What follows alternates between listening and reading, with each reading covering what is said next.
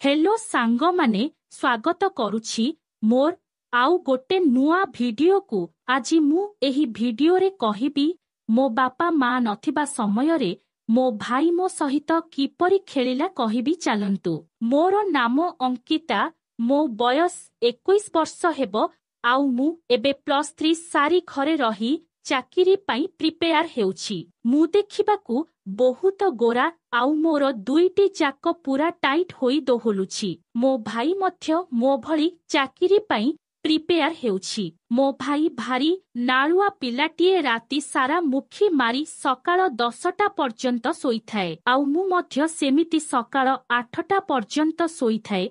आमे भाई भौणी दुहे बहुत थट्टा मजा करू एवं मो भाई मजारे मजारे मोर चिपी देइथाए आउ मु मध्य कम नुहे मु मध्य तार चिपी देइथाए। मो बापा मा गोटे प्राइवेट बैंक रे क्लर्क भाबरे चाकिरी करंती। मो बापा मा तांको काम को गले घरे केवल मु आउ मो भाई रहू। दिनकर कथा मु आउ मो भाई मार्केट को पनीपरिबा किनिबा पई जाइथिलु। बाटरे गला बेले मो भाई गाड़ी रो ब्रेक जानी जानी मारी देउथाए आउ मु ता पिथिरे माड़ होई जाउथाए। मोते भी बहुत आनंद मिली थाए एवं भाई को भी बहुत मजा लागुथाए। एमिति मजा करी आमे दुहे मार्केट रे पहुंची गलु आउ जिनिस सबु किणी घर को फेरी आसिलु। घर को फेरिबा भितरे भाई मेडिसिन दुकान रु कोन गोटे किणीकी धरी आसिला आउ ता पॉकेट रे लुचेई देला।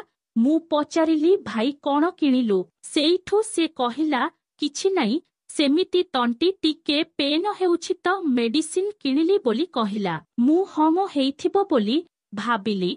तापरे आमे दुहे घरे जाई पहुंचिलु। घर को जाई गाधेई सारी खाइबा पई बसिलु। दुहे खाई सारी निज निज रूम को सोइबा पई गलु। सेदिन रातिरे भाई आउ मु गोटिए रूम रे आसी पढ़ुथिलु। मु भाई को गोटे प्रश्न पचारिली आउ कहिली, भाई मु तोते गोटे कथा पचारिबी तू राग हेबुनु त? सेइठु भाई कहिला, अंकिता तू जाहा पचारिबा कथा पचारे, मु जमारु भी राग हेबिनी। तापरे मु कहिली, भाई चौथी रातिरे किए प्रथमे गेही हेबाकू कहिथाए? सेइठु भाई टिके हसी देई चुप रहिला।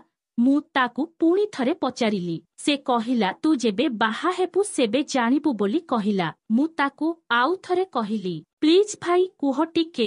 सेइठु भाई आमे जेउ रूम रे पाठ पढ़ुथिलु सेही रूम रो कबाट बंद करिदेला आउ मो पाखरे आसी बसिला। मते कहिला, फास्ट पिला कहिबो।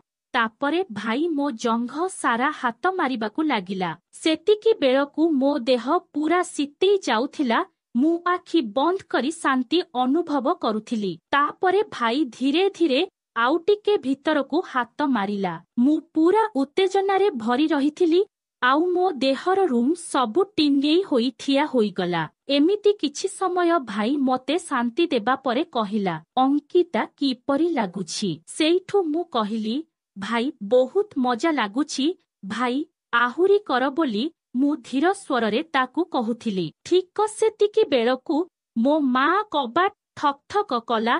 आमे दुहे सांगे सांगे निजकू सजेई ठिया होई पड़िलो। सेतिकी बेळकू राति 9:30 होइथिले। मो मा खाइबा पई आमको डाकी आसीथिले। आम दुई जनक काम अधा बाटरे रहीगला। सेइठु आमे दुहे खाइबा पई गलु। भाई धीरे पाटिरे मोते कहिला, अंकिता रातिरे खाइसारी बापा मा सोइबा परे मो रूम को आसीबु बोली कहिला। मु हम भाई खाई सारी जीबी बोली कहिली। सेइठु आमे दुहे खाइबा पई टेबुल रे बसिलु आउ शांति रे खाई सारिलु। मो मन खाली भाई रूम को जिबा पई कन कन हेउथाए। तापरे आमे समस्ते खाई सारी सबु काम सारी निज निज रूम को सोइबा पई गलु। किछि समय परे मो बापा मा सोई सारिबा परे मु मो भाईर रूम को गली। ठीक सेतिकी बेले भाई मोबाइल देखी मुठी मारी चलीथिला। मु देखी जानी जानी कबाट ठक ठक कली।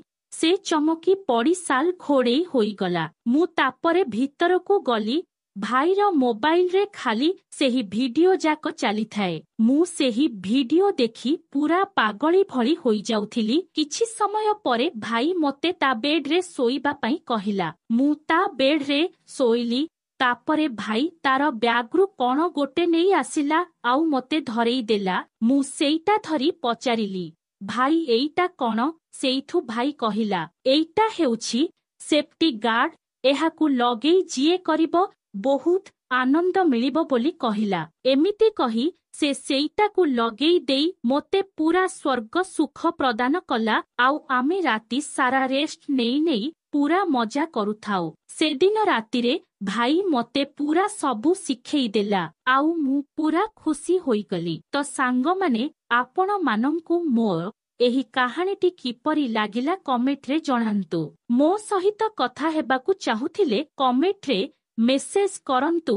ଆଉ ଯେବେ 1000 ସବସ୍କ୍ରାଇବ୍ର ହେବ ସେବେ ମୋର ମୋବାଇଲ ନମ୍ବର ଦେବି। ତେଣୁ ଜଲ୍ଦି ଜଲ୍ଦି ସବସ୍କ୍ରାଇବ କରନ୍ତୁ। ଧନ୍ୟବାଦ।